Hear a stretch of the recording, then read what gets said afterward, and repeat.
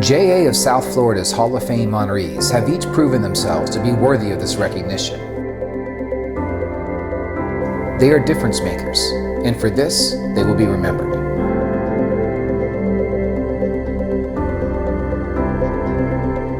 So the innovation that Mark had was to get in this business and offer, classic hallmarks of a successful business: professionalism, service, reliability, flexibility, committed customer service, good hallmark items of any successful business, but that didn't exist in this space previously. The way we've always approached business is highly ethical. People wanted to work with us and knew that if we shook hands, they knew we were going to execute what we said we were, without excuse. We're in 60 plus countries around the world. When we start to see these cargoes going in and out of different ports of call, that are new to us, that makes you take pause from time to time and say, whoa, we are a global business and we are spread truly around the world.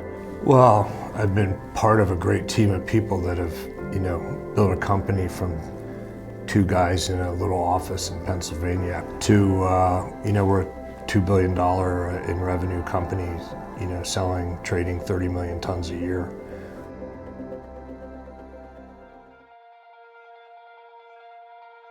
Jon wrote his master's thesis about this crazy thing called the internet and how to use the internet to improve communication in construction. And my professor said you need to take your business plan, your thesis, and start eBuilder.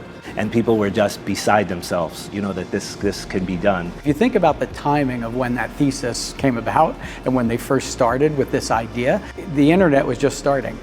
There's a term we call in the software business SaaS, software as a service, that did not exist. There was no term for that. And that ultimately was what he created and what eBuilder was at the very beginning. So I read once that how you do something is how you do everything. And I think that statement embodies who Ron really is, because he brings that same level of effort and commitment and focus to just about anything he does. Jon came up with the vision and knew what he wanted to accomplish. I think Ron came in and said, okay, how do we take this and actually scale it to be the business? To have that much vision and that much of a foresight into where collaboration could go and what it could be was pretty tremendous.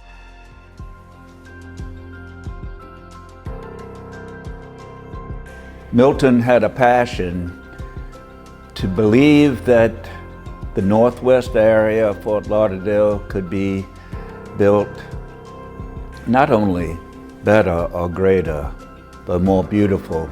We moved forward with the Regal Trace, a project which was 408 units of affordable housing apartments. It was a great project, but even though it was a great project, we had some difficulties along the way trying to get it financed. But Milton didn't have 30 million. He needed to go to the bank. He asked me, there's one banker that seems to also believe in me, and would you as the city manager go with me to the bank and speak as a reference of my character? Milton is, when I stop and think about it, Milton is a very strong and an outspoken person, but he has a way of presenting himself and his proposals in a way that make you stop and take another look at it. I'm the type of person that I don't take no easily. I just keep pushing forward and never give up.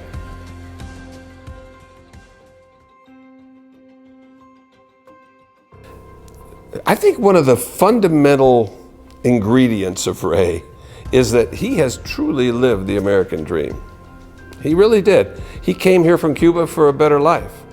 And he started by pumping gas at the marina at Pier 66. And despite working long hours down there, he got his college degree, got his CPA. He went to work for a small CPA firm, and they ended up owning it and building it into a substantial firm. Then he started a firm with his brother-in-law in the aviation field. And later on, through various iterations in between, he became chairman of a multi-billion-dollar company. That not only takes vision, but it truly speaks to the fact that he lived the American dream. So he's been involved in a lot of different community initiatives and supporting organizations, and he provides that expertise, that connectivity, that advice, that entrepreneurial spirit, so that those companies themselves can flourish. Honestly, I've never been one to really set goals. I always try to achieve whatever is in front of me, whatever opportunity I have. He's going to set an example for the thousands of kids who walk the halls of JA World in the years ahead. It's as simple as that.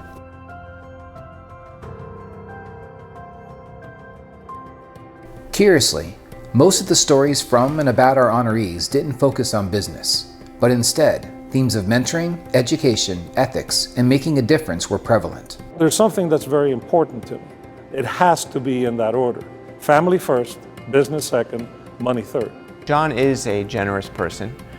He's generous with his time, and I think that's the most impressive thing. He's a Hall of Fame member in the community. He has done wonderful things, leading organizations in the community and providing wisdom every step of the way. We're proud of all of the things that we are involved in when it comes to making a difference in people's lives.